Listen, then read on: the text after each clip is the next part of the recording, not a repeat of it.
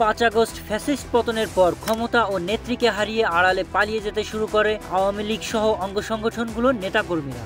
এরপর দেশকে অস্থিতিশীল করতে অদৃশ্যের আড়াল থেকে শুরু করে দেশ বিরোধী নানা ষড়যন্ত্র ও নাশকতা। শেখ হাসিনার নির্দেশে বিভিন্ন সময় মব সৃষ্টির মাধ্যমে চালায় খুন, ধর্ষণ, ছিনতাই, জ্বালাও পোড়াও সহ নানান অপরাধমূলক কার্যক্রম। কিন্তু কোনো ষড়যন্ত্রই যেন দাবিয়ে রাখতে পারেনি নোবেল বিজয়ী অন্তর্বর্তীকালীন সরকারের প্রধান প্রফেসর ডক্টর মোহাম্মদ ইউনূসের প্রশাসনকে।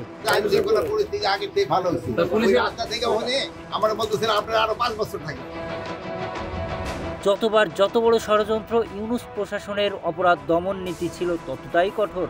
তবুও যেন সরকারের পিছু ছাড়েনি ফ্যাসিস্ট আওয়ামী লীগের কালো হাত।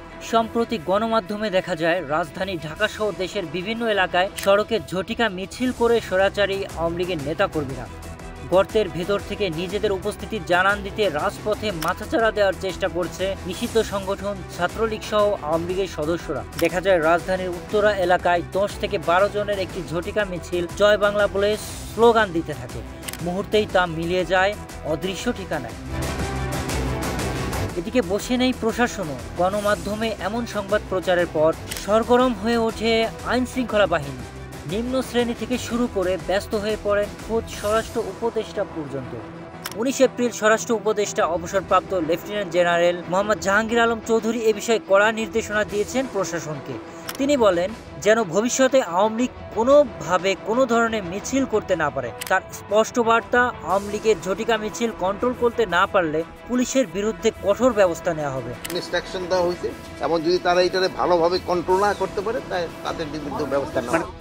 এদিকে সাম্প্রতিক সময়ে নতুন করে রাজনীতিতে আওয়ামী লীগের সক্রিয় হওয়ার এমন চেষ্টায় আতঙ্ক ছড়িয়ে পড়ছে সাধারণ মানুষের মাঝে। পাশাপাশি তাদের অভিযোগ, এসব ঘটনা নিয়ন্ত্রণে পুরোপুরি ব্যর্থ পুলিশ। এদিকে রাজধানী ঢাকায় নিষিদ্ধ সংগঠনের ঝটিকা মিছিলের বিষয়ে পুলিশ তৎপর রয়েছে বলে জানিয়েছে ঢাকা মেট্রোপলিটন পুলিশের বিভাগ ডিএমপি। ডিএমপির মিডিয়া ও পাবলিক রিলেশনস কর্মকর্তা ডিসি মোহাম্মদ তালেবুর রহমানের পাঠানো এক স্বাক্ষরিত সংবাদ বিজ্ঞপ্তিতে এ তথ্য জানানো হয়। বিজ্ঞপ্তিতে উল্লেখ করা হয়েছে, নিষিদ্ধ ঘোষিত ছাত্রলীগ ও তাদের সমভাবাপন্ন বিভিন্ন সংগঠন সম্প্রতি রাজধানীর বিভিন্ন স্থানে ঝটিকা মিছিল করে অস্থিতিশীল পরিবেশ তৈরির মাধ্যমে জনমনে আতঙ্ক সৃষ্টির চেষ্টা করছে। পুলিশের গতিবিধি অনুসরণ করে তারা কোনো নির্দিষ্ট এলাকায় গাড়ি থেকে নেমে 2-1 মিনিট মিছিল করে দ্রুত ঘটনাস্থল ত্যাগ করে। পরে এসব মিছিলের ছবি ও ভিডিও সামাজিক যোগাযোগ মাধ্যমে প্রচার করে তাদের অস্তিত্ব জানান দেয়। তাদের তাৎক্ষণিক গ্রেফতার করা সম্ভব না হলেও পরে ছবি ও ভিডিও ফুটেজ দেখে অনেককে গ্রেফতার করে আইনের আওতায় আনা হয়েছে। এসব সংগঠনের তৎপরতা রোধে পুলিশ সতর্ক রয়েছে।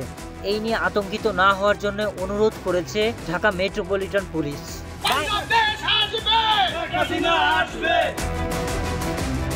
রাষ্ট্রের শৃঙ্খলা ফেরাতে প্রশাসনের এ ধরনের গঠনমূলক কড়াকড়ি হয়তো নতুনভাবে নাগরিক আস্থা ফেরাবে। এদিকে আওয়ামী লীগকে নিষিদ্ধ করার দাবিতে বিক্ষোভ করেছে সাধারণ জনগণ।